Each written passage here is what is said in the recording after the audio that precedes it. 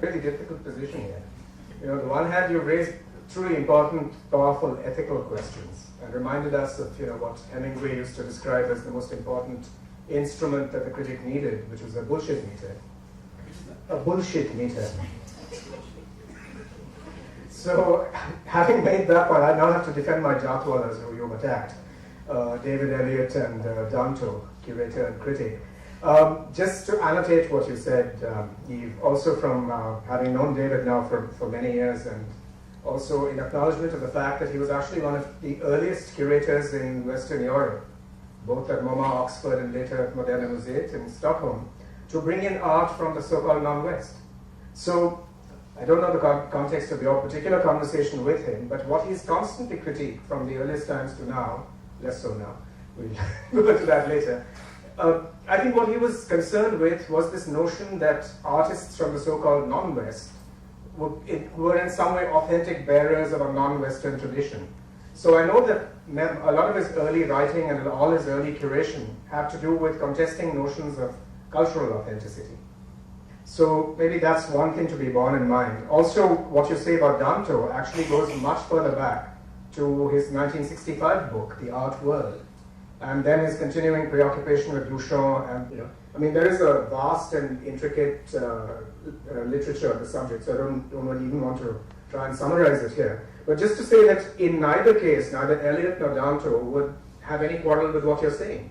I mean, Danto's amazing criticism, his body of writing about particular works and particular artists, is inspired by the same questions that you raised. So neither of these people would be in haste to throw technicist or formal or aesthetic questions out of the window. Far from it, actually. So I think it's, you know, there are other people who have made these claims you've made, but not these particular people for sure.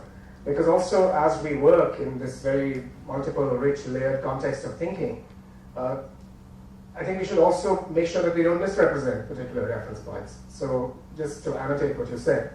And yeah, thanks for the correction, Ramji. Yeah, but Danto and Eliot aside, I think that the rest of my absolutely argument is okay. I would like to rest on that.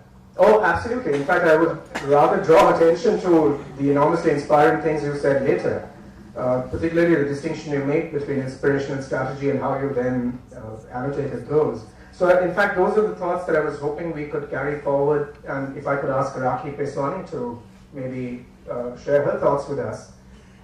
Yeah. Also with some maybe reference to the fact of location. Because I think another motif that has been with us through this conversation is about location. So how does it, what is it like being an artist and a teacher in a design school, and what does Srishti give you as a context will also be a question.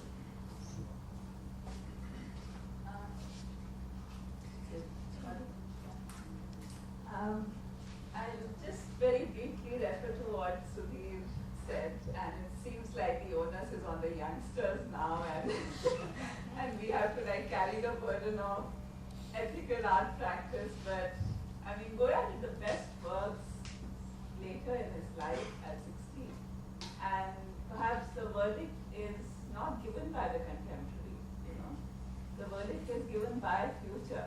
What is it?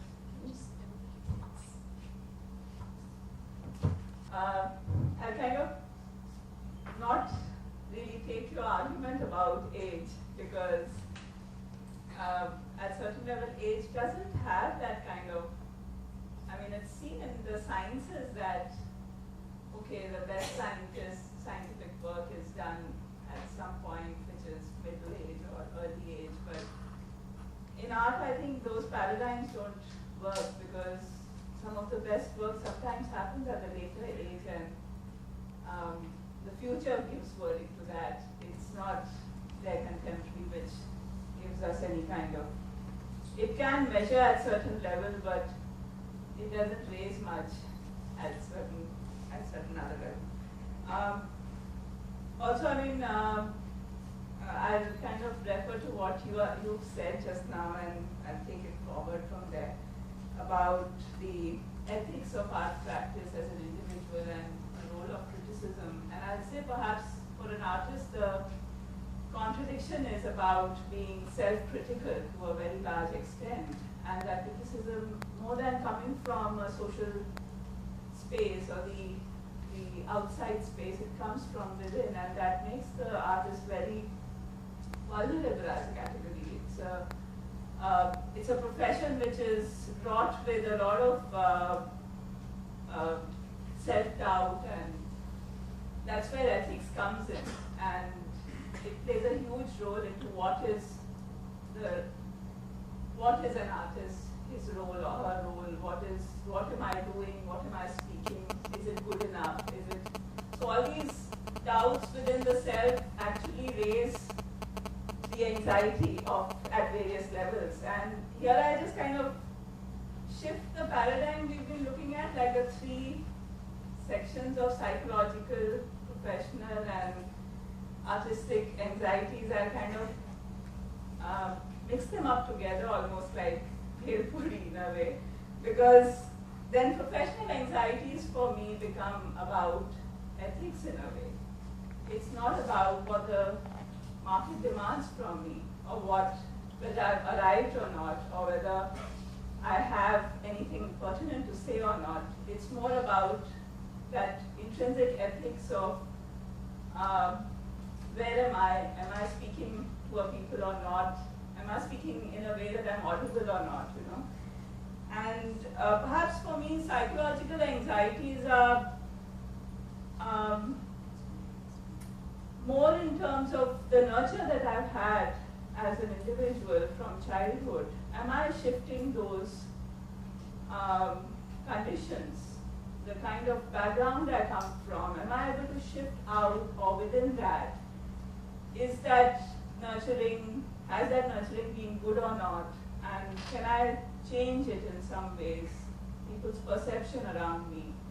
And somewhere that's so much more intrinsic as psychological anxiety, that a lot of my belief is shaped on those grounds. Like if I come from a middle class background and the work I do, am I able to speak to the people I come from, first of all? And thus this whole thing of who these people are comes into question. Who are the viewers? What is their context? And somewhere I take the stance that I've not arrived, and I perhaps never arrived, because if I say I've arrived, I'll stop working.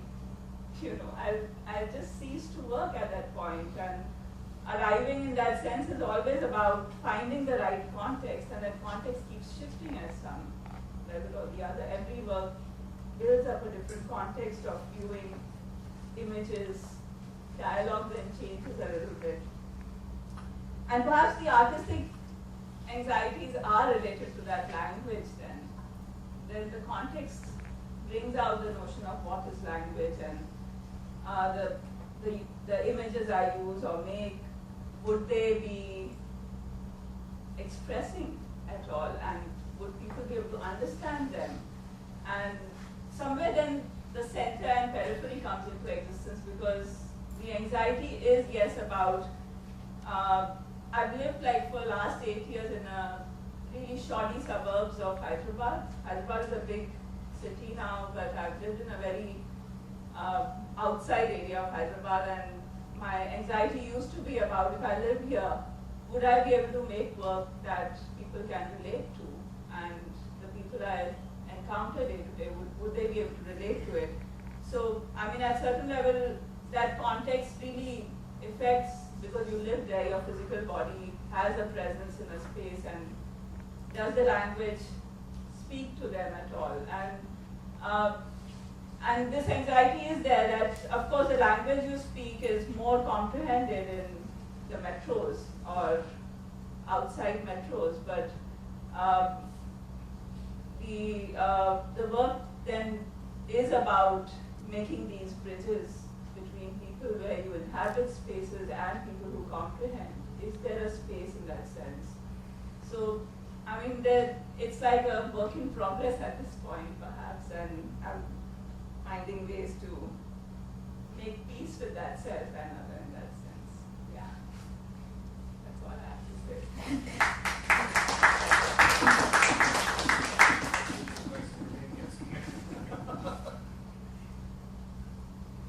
Thanks for that. Yeah. I'm wondering if we can take some of those questions about practice, who the audience is, and as you said, each work creates its own context and seems to demand its own reading strategies. Prajakta, you've just had a show both here and in Calcutta simultaneously, and a great deal of your practice seems to be in that threshold of not being quite certain who its audience is, but being confident of developing a kind of viewership around itself. So, would you like to talk about those questions, or indeed any other questions that might be on that path? Well, I'm quite anxious right now. But yeah, I mean, having shows or exhibiting works is just part of your process. I mean, it's not that one is counting how many shows one is having or what's happening around. I mean, finally, I would take some from what Keith has said and what Lucky has said, that it is about self-preservation. It is about looking within your own practice and what you're trying to say at the end of the day. Because I think if you start thinking about the market value, about the other things, about shows and about the outside, I think it will not lead you anywhere. And the way I look at it, I think these anxieties must have always existed in all periods. I think we generally are in a state of anxiousness, and I think we need to, the only solution I feel is questioning oneself, is looking within, and the answers are within. I think works of art or making art is, for me at least, a way of understanding what's happening around me. So, yeah, that's how I try to deal with things around me. But there are various layers. On the outside, it can be, I mean, we've all spoken about it.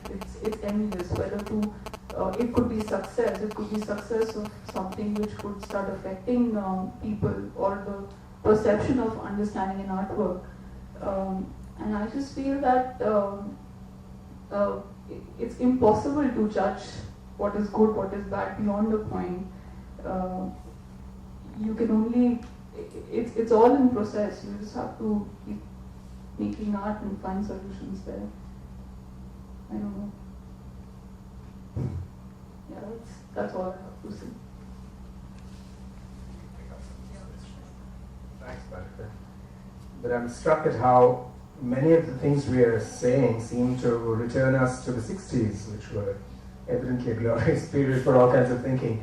But I'm thinking particularly of a set of essays by Harold Rosenberg called The Anxious Object, and in which his main trope, of course many of you know this, I'm just recapitulating it for present purposes.